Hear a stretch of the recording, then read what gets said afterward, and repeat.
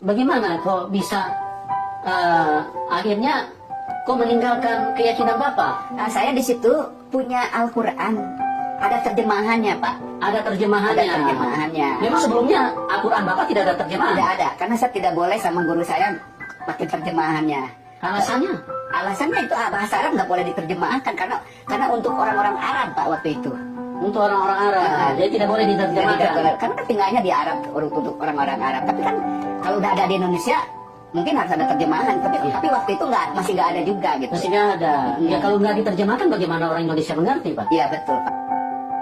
Terus terjemahan apa yang Bapak lihat yang membuat Bapak akhirnya meninggalkan iman Bapak gitu? Ya waktu itu saya melihat yang tadi yang Nabi 25 itu. Nabi Isa itu dikatakan di Al-Quran itu besar di dunia, besar di akhirat. Bahkan saya kan setiap hari membaca surat Al-Fatihah itu, ya Siratal Mustaqim. Nah, sesudah itu saya belajar, ternyata di Al-Quran itu lebih banyak berbicara Isa itu. Dikatakan di surat Al-Zukhruf pasal 43 ayat 61, wa innahu la ilmu sa'ati fala tamtaruna biha wa tabi'uni hadal Siratal Mustaqim. Sesungguhnya tidak ada seorang pun yang tahu hari kiamat, hanyalah aku, kata Isa Al-Masih.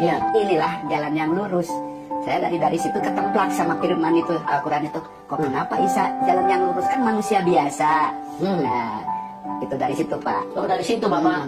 Tapi saya tidak langsung percaya Isa itu Tuhan, karena belum tahu siapa yang ngasih tahu Isa itu Tuhan. Kan bukan Tuhan, Isa itu manusia. Nah, tapi melihat perikop ayat-ayat itu sangat jangan sekali gitu, sangat pengen penasaran kok siapa Isa gitu kan, kok bisa ngomong begitu. Nah, dari situ saya belajar dari Al-Quran masih di rumah gitu, belajar. Karena kalau yang dikumandangkan di MTQ itu bukan ayat-ayat Al-Quran Isa, bukan, nggak pernah baca itu. Paling Al-Maidah, Al-Baqarah, nah itulah nggak baca itu gitu. Nah, puji Tuhan, seperti itu Pak. Oh jadi Bapak pada waktu ikut MTQ itu Bapak memegang Al-Quran yang ada terjemahannya. Betul. Nah dari situ Bapak melihat bahwa Isa Al-Masih ini sangat banyak dibicarakan di dalam Al-Quran. Nah pertanyaan apa yang muncul di dalam, yang terjadi pergolakan di dalam pikiran Bapak? Yang terjadi pergolakan, kok kenapa kok dia manusia, tapi kok bicara bisa besar di dunia, besar di akhirat. Ayatnya di Al-Quran pasal 3 ayat 45. Idkolati malaikati yang Maryama wajihanti dunia wal akhirat wa minal muqarrabin. Sesungguhnya Maryam akan mengandung dan melahirkan seorang anak namanya Al-Masih, Isa putra Maryam, seorang terkemuka di dunia, terkemuka di akhirat. Yang menjadi pertanyaan saya, kenapa kok manusia bisa berkuasa di akhirat? Terkemuka di akhirat. Kalau terkemuka berarti nomor satu. Nah, kalau terkemuka di dunia, nah ya mungkin Bapak Presiden masih terkemuka ya di Indonesia. Nomor satu di Indonesia. Kalau sudah terkemuka ya tidak ada duanya itu. Iya, betul. Pasti dia. Nah dalam pengertian Bapak berarti kan selama ini Tuhan yang terkemuka kan? Betul. Kalau di akhirat kan? Nah itu yang berarti yang terjadi pergolakan di dalam hidup Bapak. Iya, kenapa pergolakan? Karena sang Allah. Yang besar di dunia mah, yang besar di akhirat hanya Allah. Kenapa Isa? Nah, itulah pertanyaan saya, kenapa Isa?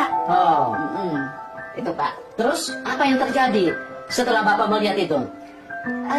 Jadi gelisah Pak. Oh kenapa kok saya nyembah nabi-nabi lain? Udah itu saya diungkap semua Al-Quran Pak. Diungkap itu mengenai Isa. Bahkan di Maryam pasal 19 ayat 19 dia mengatakan, Jibril berkata kepada Maryam, kamu akan mengandung seorang anak yang suci. Kan yang suci mah Allah Pak. Iya. Nah, itu setiap saya baca itu timbul pertanyaan, yang suci itu Allah bukan Isa. Kenapa Isa gitu? Nah itulah yang menjadi gejolak. Jadi terjadi guncang ya. Guncang gitu ya. Jadi Bapak percaya Tuhan Yesus itu bukan karena diinjili orang? Enggak ada, saya enggak ada yang berani nginjil. Saya ustad lah, kalau dulu saya pakai fisik, kalau ada yang ngomong Isa itu tempeling gitu. Oh gitu. Jadi takut mereka mendekati saya, takut.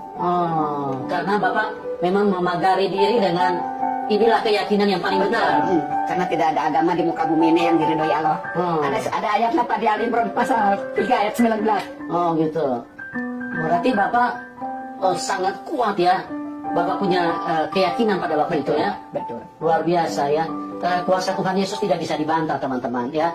Ini Pak Aman sampai meneteskan air mata karena apa yang telah terjadi di dalam kehidupannya, bagaimana beliau begitu fanatik begitu taat, dan begitu yakin dengan apa yang dia jalankan pada waktu itu.